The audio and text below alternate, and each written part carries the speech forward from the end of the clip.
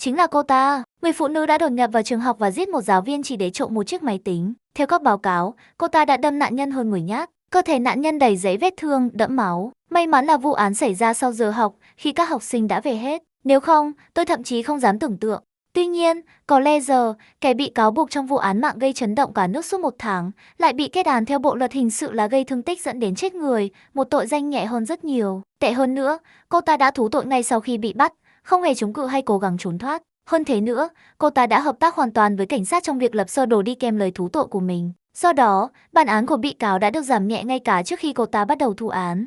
Từ mức án chung thân, tòa án đã giảm xuống chỉ còn 13 năm. Đúng vậy, dù tội ác của cô ta quá tàn bạo và gây sốc đến mức công chúng, khi biết tin, đã không thể chấp nhận được. Các cuộc tranh luận và chỉ trích đã nổ ra, đặt câu hỏi về việc tại sao luật pháp của đất nước lại có thể quá khoan dung như vậy. Bạn đã từng thấy ở đâu một người đâm nạn nhân đến chết với hơn 10 nhát dao mà vẫn bị kết án gây thương tích dẫn đến chết người? Trước đó, một hãng tin đã tiết lộ sự thật của vụ án, nguyên nhân gây ra cái chết, theo xác nhận của nhân viên điều tra, không phải là do mất máu quá nhiều, mặc dù cơ thể, đặc biệt là ngực và bụng, đầy giấy vết đâm. Trên thực tế, những vết thương này được gây ra sau khi nạn nhân đã chết. Nguyên nhân tử vong thực sự là do một cú va chạm cực mạnh vào đầu, đủ để làm nứt hộp sọ và gây tổn thương não nghiêm trọng dẫn đến tử vong. Tên của Claire giờ được nhắc đến, làm dấy lên câu hỏi, tại sao cô ta lại đâm nạn nhân sau khi ông ấy đã chết? Một số người suy đoán rằng cô ta có thể đã phát triển một sự ám ảnh với hành xáo giết người, từ đó đánh thức một bản năng nguyên thủy trong tiềm thức cô ta, thứ mà họ gọi là bệnh thái nhân cách. Một rối loạn nhân cách nghiêm trọng đặc trưng bởi hành xáo chống đối xã hội và xung đột với các chuẩn mực đã thiết lập. Những cá nhân mắc chứng tâm thần này thường thiếu sự đồng cảm, không thể phân biệt đúng sai và thậm chí có thể phạm tội một cách lạnh lùng. Vẻ mặt vô cảm, như thể cô ta hoàn toàn không cảm thấy gì, không hề có một chút cảm xúc, ngay cả một sự run rẩy hay hối hận nào khi bản án được tuyên đọc. Claire giờ ngay lập tức bị xã hội gán mác là một kẻ thái nhân cách, giống như những kẻ sát nhân tàn độc khác. Nhưng không chỉ thế giới bên ngoài theo dõi cô ta. Ngay từ ngày đầu tiên Claire giờ bước chân vào khuôn viên nhà tù, rõ ràng là hầu hết các tù nhân phạm tội giết người đều tránh dính líu đến cô ta, đặc biệt là một người có quá khứ tàn bạo như vậy. Trừ một chi tiết, mày là Claire giờ, 19 vết đâm, phải không? Biệt danh đó, gắn liền với sự tàn nhẫn của cô đối với nạn nhân, luôn đi kèm với tên cô ta. Claire giờ ngẩng lên khỏi cuốn truyện tranh 15 bát mà cô vừa lấy từ kệ, ánh mắt sắc lạnh nhìn thẳng vào người vừa gọi mình. Ánh nhìn ấy sâu hun hút, sắc bén như có thể xuyên thấu người khác, khiến khuôn mặt cô trở nên đáng sợ hơn, nhưng trong đôi mắt ấy lại hoàn toàn trống rỗng, không thể đọc nổi cô đang nghĩ gì hay cảm thấy gì. Người ta hỏi có phải mày không, thì trả lời đi chứ. Giọng nói khàn đục, mang vẻ đe dọa tự mãn của kẻ thích khoe quyền lực, vừa dứt thì một bàn tay thô bạo đã giật lấy cuốn truyện và ném mạnh xuống sàn. Hành động đó khiến các tù nhân khác xung quanh lập tức ngoái nhìn với ánh mắt tò mò. Dù gì thì lần này, mục tiêu của kẻ cầm đầu nhóm đáng sợ nhất trại giam, những người nổi tiếng vì luôn gây sự với bất cứ ai, lại chính là Claire giờ 19 nhát dao. Khó mà nói được ai trong hai người điên hơn.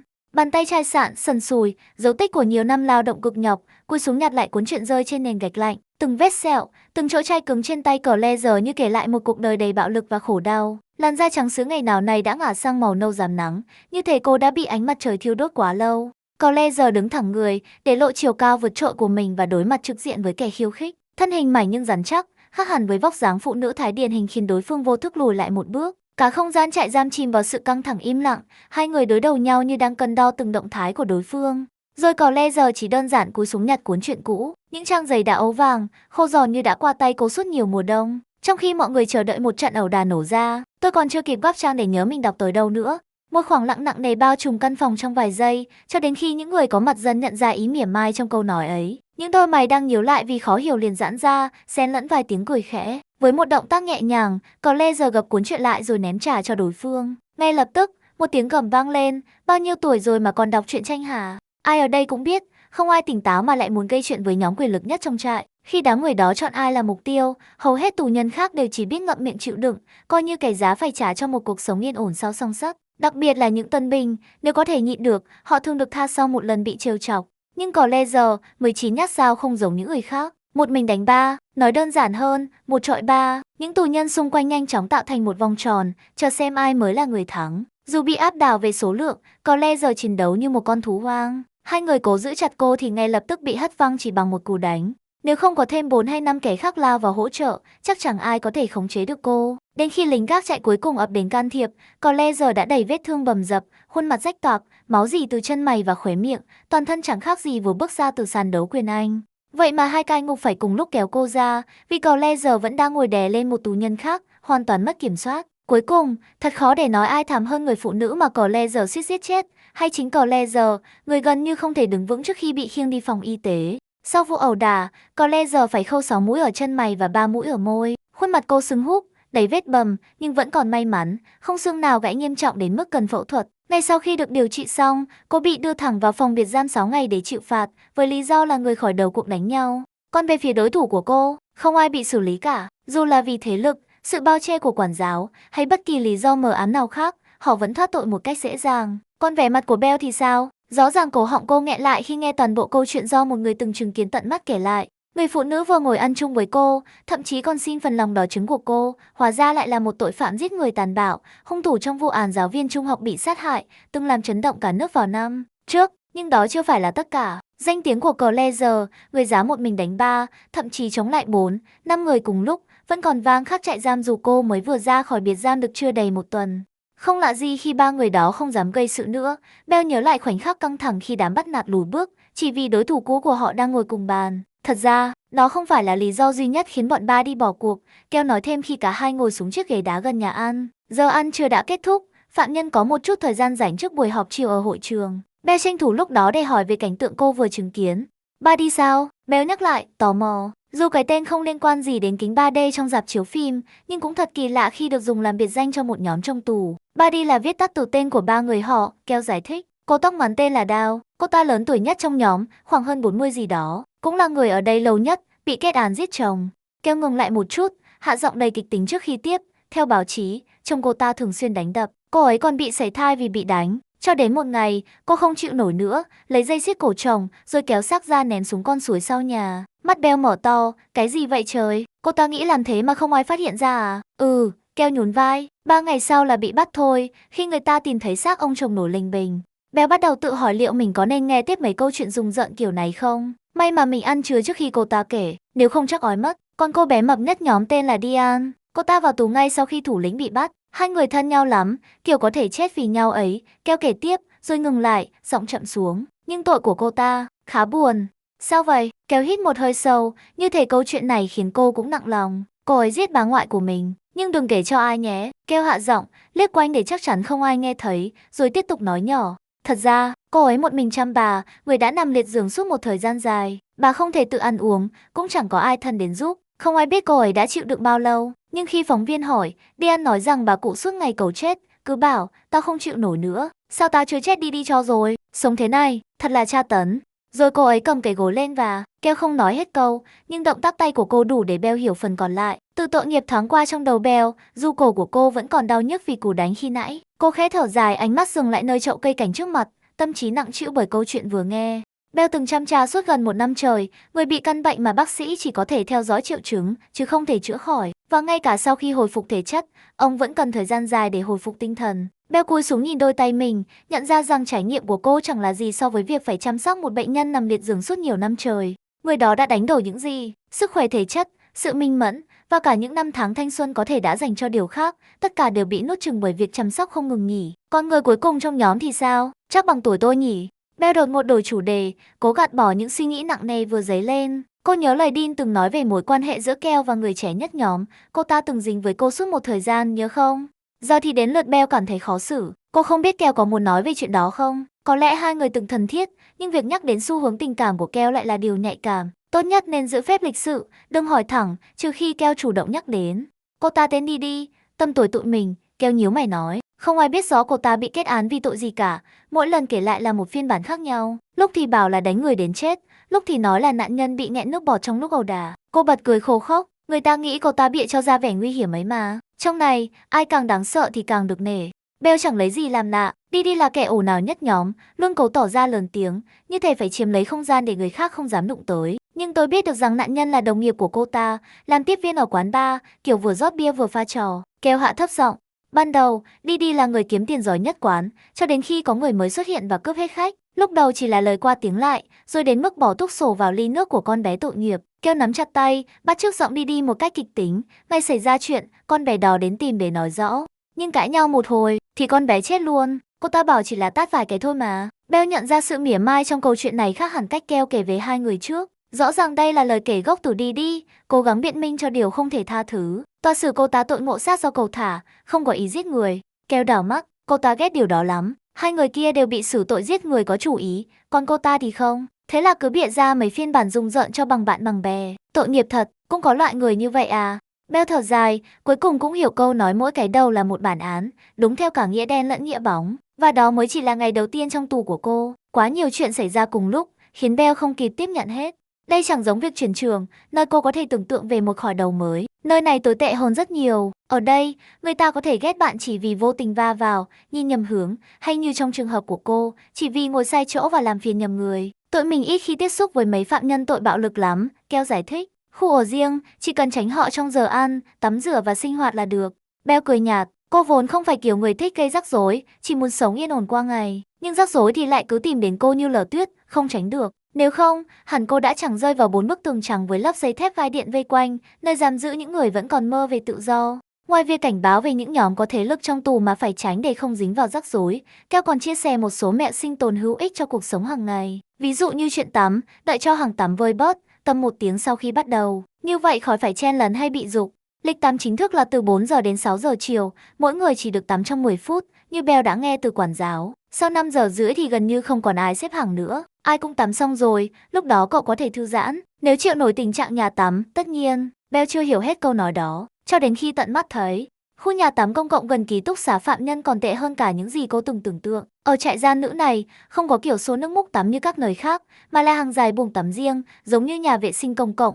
Mỗi buồng chỉ có vòi sen cố định, không có ống mềm.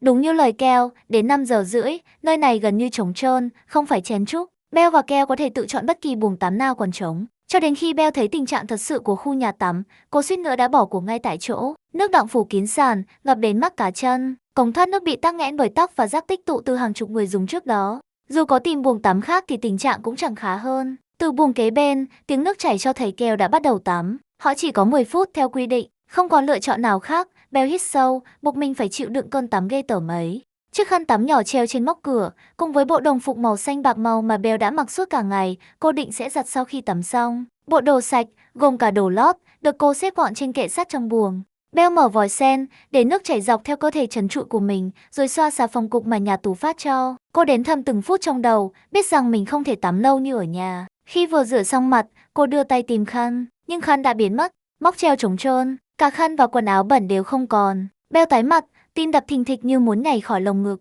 Cô đang trần truồng, mắc kẹt giữa dòng nước lạnh bẩn thỉu. Gọi người giúp ư? Không thể, làm sao cô có thể bước ra ngoài trong tình trạng này? Mỗi giây trong làn nước lạnh buốt như kéo dài thành vĩnh cửu. Bell hét lên cầu cứu, nhưng chỉ có tiếng vọng đáp lại. Keo, người lẽ ra đang ở buồng tắm kế bên cũng biến mất. Chẳng còn tiếng nước nào cho thấy cô ấy vẫn còn ở đó. Có lẽ Keo đã tắm xong và đi chờ ở đâu đó, hoặc quay về phòng giam. Một điều chắc chắn, Bell hoàn toàn cô độc. Cô nín thở, đếm đến 100, cô trấn tĩnh. Cô phải ra khỏi đây. Bell dùng tay quét nhanh nước trên người, rồi vội mặc quần áo sạch dù chúng vẫn còn ướt. Thà bị cảm còn hơn kẹt mãi trong cái buồng kinh tởm ấy. Vừa bước ra ngoài, cô nhìn quanh, tìm Keo trong hoảng loạn. Không ai ở đó cả, khăn và quần áo cũng biến mất không dấu vết. Bất lực, Bell đi dọc theo góc tòa nhà, mắt lia khắp nơi tìm đồ của mình, và rồi cô thấy chiếc khăn nằm giữa vườn tù, thấm đẫm bùn đất, rõ ràng là bị ai đó cố tình làm bẩn chứ không phải vô tình bỏ quên.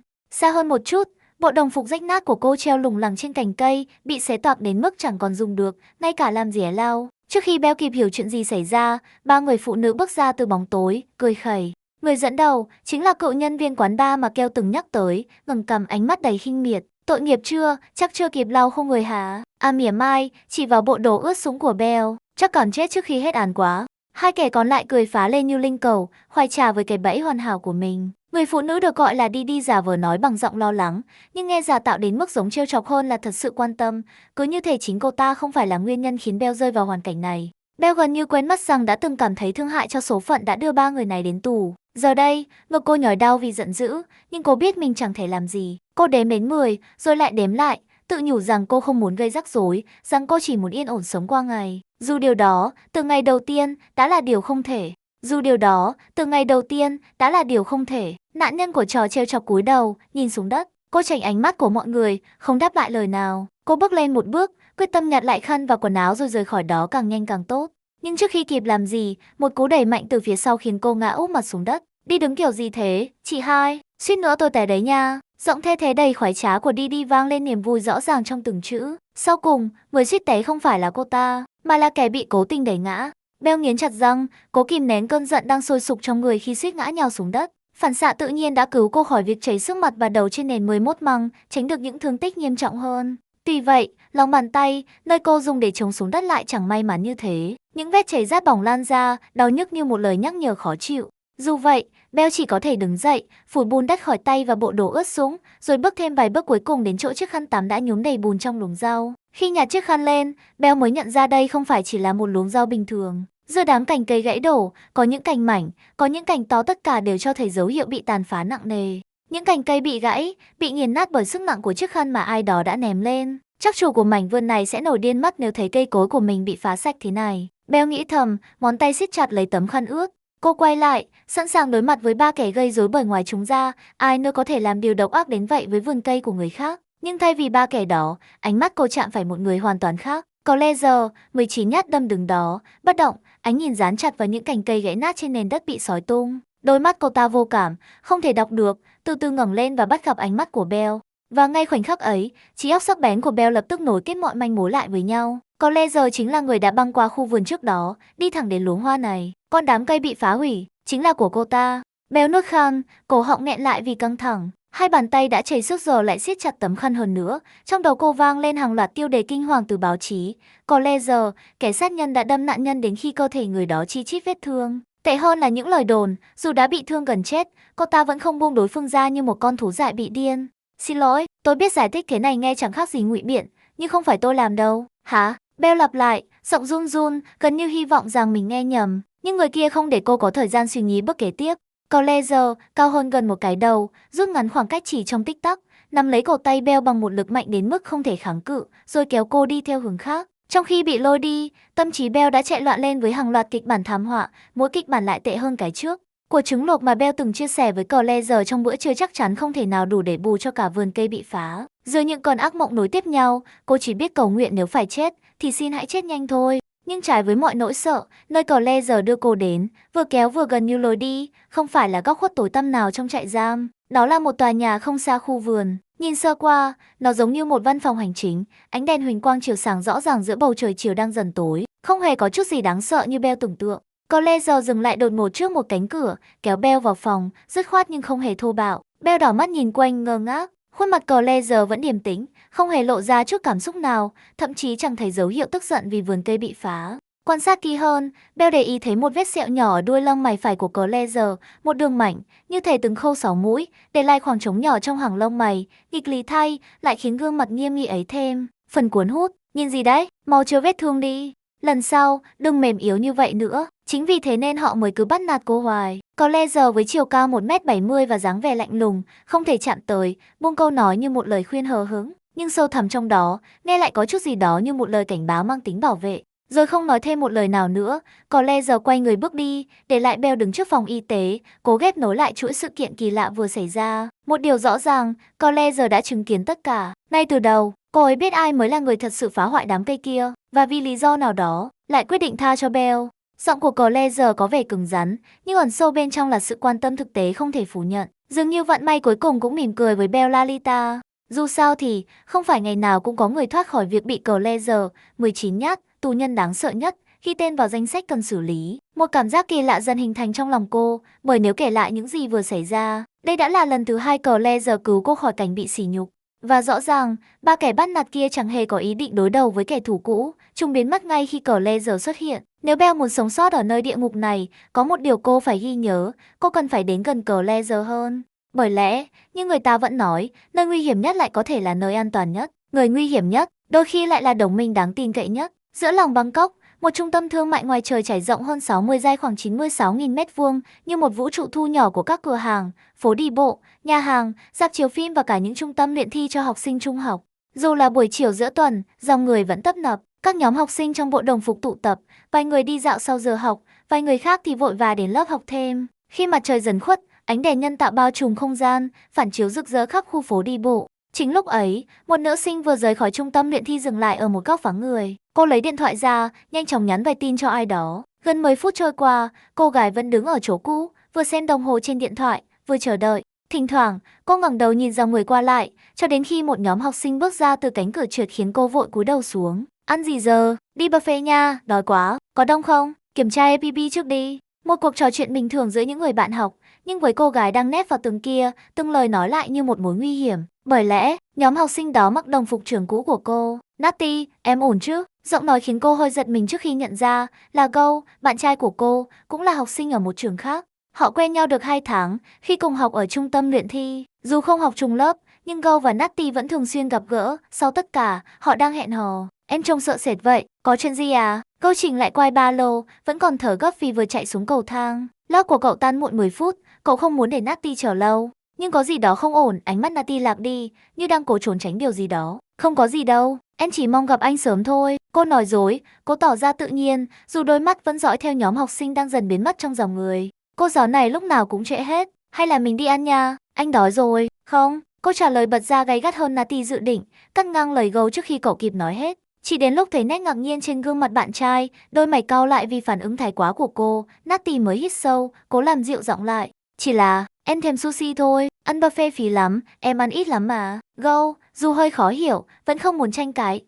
Được rồi, sushi vậy, cậu không thấy đáng để cãi nhau vì chuyện nhỏ như thế. Hai người bước đi song song, nhưng Go liên tục liếc nhìn cô. Có gì đó không ổn, cách cô cứ ngoái đầu nhìn lại phía sau, hai bàn tay siết chặt, tất cả khiến ngực cậu như thắt lại. Dù đang hẹn hò, giữa họ vẫn tồn tại một bức tường vô hình, thứ mà Go chẳng bao giờ vượt qua nổi. Natty chưa từng nói về gia đình mình. Cậu chỉ biết vài điều cơ bản, cô học ở đâu, sống khu nào. Thời gian họ bên nhau chỉ gói gọn trong những buổi đi chơi sau lớp luyện thi, thỉnh thoảng là cuối tuần. Không hơn, Go không muốn ép buộc cô. Cô ấy sẽ nói khi cô ấy sẵn sàng thôi. Cậu tự nhủ, ánh mắt dừng lại ở gương mặt xa xăm của người con gái bên cạnh. Nhưng hôm nay, khác lắm. Sự im lặng của cô có vị của nỗi sợ. Trường đó, một tiếng xì xào lan ra giữa đám học sinh khi hai mẹ con bước qua cổng trường, thản nhiên đối mặt với những ánh nhìn soi mói và những lời thì thầm cay nghiệt. Cô ta dám quay lại đây sao? Nếu là tôi chẳng bao giờ dám đặt chân vào chỗ này nữa. Sao cảnh sát không bắt luôn cô ta? Chắc chắn cô ta giúp chị mình. Cẩn thận đấy, biết đâu cô ta có mang theo dao. Nhớ chuyện lần trước chứ? Nhìn bà mẹ đi, y hệt. Chẳng trách hai đứa con mới ra nông nỗi. Hàng chục ánh mắt của cả thầy cô lẫn học sinh dõi theo từng bước đi của họ, đầy căng thẳng, như thể sợ rằng bất kỳ lúc nào cũng có thể xảy ra thêm một vụ tấn công nữa. Bởi lẽ, mới chỉ 1 tháng trước, một cựu học sinh đã đột nhập vào trường và đâm chết một giáo viên. Và giờ đây, gia đình của kẻ sát nhân lại xuất hiện. Vụ giết người ấy chỉ bắt nguồn từ một chiếc máy tính trị giá vài nghìn bát, thứ mà hung thủ định bán đi để phụ giúp gia đình. Người mẹ và cô em gái không hề có liên quan trực tiếp đến tội ác đó, nhưng điều đó chẳng giúp họ tránh khỏi sự ghét bỏ và kỳ thị. Cô em gái, khi ấy đang học lớp 12 liên tục bị cảnh sát thẩm vấn, có phải em là người giúp chị mình vào trường không? Cô gái luôn phủ nhận. Trong khi đó, hung thủ thật, người chị, đã nhận toàn bộ tội lỗi về mình, không một lần nhắc đến mẹ hay em trong lời khai. Các giáo viên và ban giám hiệu tập trung trước mặt Natty, nữ sinh trở lại trường sau nhiều tuần vắng mặt đi cùng mẹ. Họ trao nhau những ánh nhìn lúng túng, không biết phải xử lý tình huống nhạy cảm này thế nào. Vụ án mạng xảy ra ngay trong khuôn viên trường đã khiến lớp học bị đình chỉ gần 1 tuần.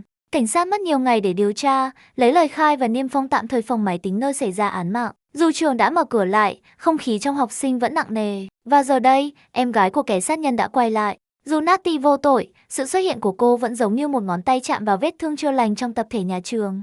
Không ai biết phải cư xử thế nào, vì làm sao có thể đối xử bình thường với một người mang, dù gián tiếp, dấu ấn của máu đã đổ trong chính lớp học này. Tôi phải nói thật với cô, giáo viên chủ nhiệm mở lời, giọng run run khi chỉnh lại gọng kính. Trong mấy tuần qua, chúng tôi đã nhận hàng trăm cuộc gọi từ phụ huynh. Một số người còn đến tận trường, thậm chí có người gửi đơn lên Bộ Giáo dục.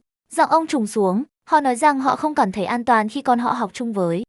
Tôi hiểu rõ mà, thầy. Mẹ của Natty ngắt lời, giọng run rẩy, chất chứa nỗi xúc động bị kìm nén. Người phụ nữ ấy chạc tuổi trung niên, và vẻ ngoài của bà phản chiếu một cuộc đời đầy gian truân. Chiếc áo blue giản dị, có lẽ là bộ tươm tất nhất bà tìm được trong tủ quần áo. Khuôn mặt hằn sâu những nếp nhăn, dấu vết quả 5 tháng cơ cực và thiếu chăm sóc. Mái tóc xoăn rối, được buộc lại vụng về chỉ để trông gọn gàng hơn trong ngày đặc biệt này. Bà hiểu rất rõ sự xuất hiện của mình ở đây là một sự phiền toái, nhưng bà vẫn quyết tâm đi cùng con gái. Cô con gái thì gần như không thể nhìn thẳng vào mẹ mình. Rõ ràng hai người đã có một cuộc cãi vã gay gắt trước khi đến đây. Đôi mắt của cô gái trẻ đục ngầu vì tức giận và thất vọng, nhưng ẩn sau đó là ý chí sắt đá, cô sẽ không để mọi chuyện kết thúc một cách bất công. Tôi thật sự rất lấy làm tiếc về tất cả những gì đã xảy ra, nhưng chúng tôi cho rằng, thầy giáo mở lời, ngập ngừng, tôi đến để xin chuyển trường. Giọng Natty sắc như lưỡi dao. Natty, mẹ cô nắm chặt tay con gái, nước mắt phá vỡ mọi rào chắn mà bà cố giữ. Tất cả những kế hoạch bà đã vạch ra từ việc van xin thầy cô cho con gái được tiếp tục học ở đây, đều sụp đổ trong khoảnh khắc ấy. Natty giật tay ra, ánh mắt cô quét qua từng gương mặt giáo viên trước mặt, và thấy đúng điều mình đã đoán, sự nhẹ nhõm vừa lộ ra sau những nét nghiêm nghị, niềm thỏa mãn kín đáo của những người giờ đã có lý do để không cần phải tìm cớ đuổi cô nữa. Tôi xin chuyển trường, giọng cô vang lên, rõ ràng như tiếng kính vỡ trên nền gạch. Giờ thì các người hài lòng rồi chứ?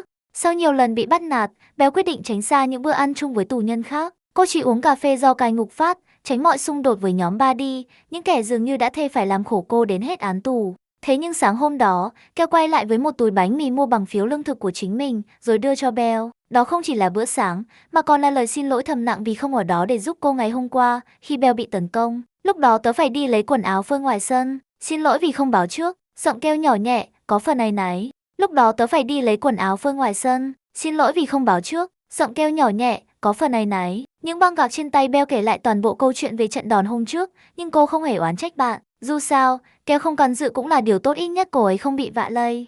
Chỉ ăn bánh và uống cà phê thì không đủ để cấm hơi đến trưa. Cuối cùng, Bell cũng đành theo mọi người đến căng tin. Khi xếp hàng cùng Keo, Bell liếc mắt khắp căn phòng, cô đang tỉ mai đó. Và rồi, cô nhìn thấy, sau khi nhận phần ăn ít ỏi, nửa miếng trứng rán và một nắm rau cải héo, Bell đi thẳng đến chiếc bàn ở góc xa. Keo ngơ ngác nhìn theo, và khi nhận ra Bell đang định làm gì, cô suýt nghẹn. Này, đừng, mình ngồi chỗ khác đi. Keo thì thầm, kéo tay Bell, mắt cô đảo nhanh, giữa Bell và người phụ nữ đang ngồi một mình ăn uống lặng lẽ ở góc, như thể sợ người đó sẽ nhận ra sự do dự của mình. Nhưng Bell vẫn kiên định, tớ sẽ ngồi với cô ấy. Chính cậu nói nhóm Buddy không dám động vào cô ta mà, đúng không? Keo nhăn mặt khi nghe bạn trích lại chính lời mình. Biết rằng nhóm Buddy tránh xa Claire không có nghĩa là cô dám ngồi chung với người phụ nữ nguy hiểm ấy và liều mình dính rắc rối sau này. Muốn làm gì thì làm, nhưng tớ không đi cùng đâu. Cuối cùng, Keo nói, không ai nhường ai. Khi Keo bước sang bàn khác, Bell ngồi xuống đối diện Claire, 19 nhát, người phụ nữ đã đưa cô đến phòng y tế hôm trước và dường như không hề oán giận vì vụ phá vườn rau kia. Claire ngẩng lên thoáng chốc, nhanh đến mức khó nhận ra, rồi lại tiếp tục ăn trong im lặng. Bell cúi đầu ăn bữa trưa nhạt nhẽo, nhưng ít nhất không ai quấy rầy cô. Như cô dự đoán, ngồi gần Claire đảm bảo một vùng an toàn tương đối trong trại giam.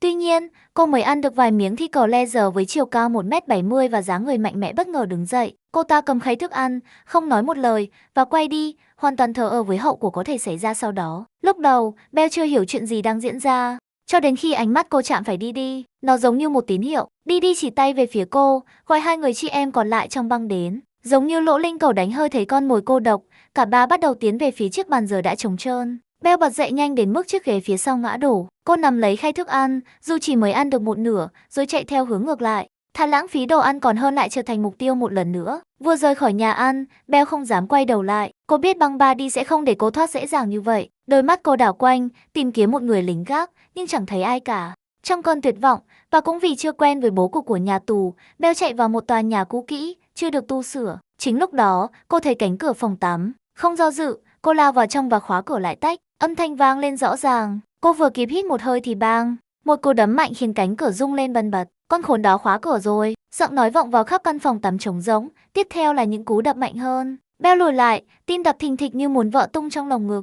Cô giật nảy người khi nắm cửa bắt đầu rung bần bật. Môi cú giật lại kèm theo tiếng chửi rủa đe dọa. Vậy thì ở trong đó mà chết đi, con bò. Một tiếng tách kim loại vang lên trong phòng tắm. Chúng đã khóa cửa từ bên ngoài. Bell đứng im, bất động, cho đến khi tiếng bước chân của họ biến mất hẳn. Chỉ khi đó cô mới tiến lại gần, đôi tay run rẩy cố xoay tay nắm cửa, nhưng cửa không mở. Bang, bang, bang, có ai ở đó không? Làm ơn mở cửa với. Bang, bang, có ai không? Tôi bị mắc kẹt trong này. Bell đập cửa đến khi hai tay đau buốt, những lời cầu cứu vang vọng khắp không gian trống rỗng. Không có tiếng trả lời, im lặng tuyệt đối, im lặng chết chóc như lúc cô vừa bước vào tòa nhà hoang. Không có lính gác, không có tù nhân, chỉ có những bức tường bong tróc và cái lạnh của một nơi đã bị lãng quên. Phòng tắm trông vẫn còn khá dùng được, có lẽ vì ít người lui tới. Một tia sáng mỏng manh len qua khe thông gió nhỏ, hắt những vệt sáng nhợt nhạt lên nền gạch bẩn. Nhưng chừng đó là chưa đủ. Bang, bang, làm ơn, có ai ở đó không? Giọng Bell tan biến trong khoảng không trống rỗng. Không có điện thoại để gọi cứu hộ, tiếng của cô dần khản đi, chỉ còn lại sự pha trộn giữa giận dữ và thương hại chính mình. Cuộc đời đã ném cô vào tù mà cô chẳng hề có lỗi, thế là quá đủ khốn khổ rồi. Vậy mà giờ đây, cô vẫn phải chịu đựng sự truy đuổi như thể mình đã xúc phạm từng kẻ trong đám tù nhân ấy. Âm thanh xả nước đột ngột vang vọng khắp phòng tắm trống rỗng. Bell giật bắn người, tim đập loạn xạ. Chẳng phải cô ở đây một mình sao? Khi quay lại, cô đối diện với Claire. Cô ta đang rửa tay trong bồn, từng cử động cứng nhắc như một cái máy. Khuôn mặt vô cảm của Claire phản chiếu trong chiếc gương bận mờ. Ánh mắt sắc như chim ưng của cô ta chạm vào mắt Belle qua tấm gương, chứa đựng một thông điệp không cần lời. Cô xâm phạm chỗ trốn của tôi, và cô vừa làm ầm ĩ đủ để lũ kia tìm tới rồi. Cô hết cũng vô ích thôi, chẳng ai đến tòa nhà này đâu. Giọng Claire thờ ơ, gần như buồn chán, khi cô ta lướt ngang qua sàn rồi ngồi tựa lưng vào tường, thoải mái như thể đang ở trong nhà mình. Belle nhìn cô ta, đôi mắt mở to không tin nổi. Vậy, chúng ta sẽ bị kẹt ở đây bao lâu? Claire khẽ nhún vai, nở một nụ cười nửa miệng. Kiểu gì cũng sẽ có người tìm ra thôi. Còn trước khi điều đó xảy ra, ngón tay cô ta gõ nhịp trên đầu gối, thì đây là chỗ trốn hoàn hảo khỏi lớp may vá. Tôi, ít nhất, không phiền đâu. Rồi Claire nhắm mắt lại, hoàn toàn phớt lờ ánh nhìn vừa hoảng sợ vừa phẫn nộ mà Belle đang dành cho mình.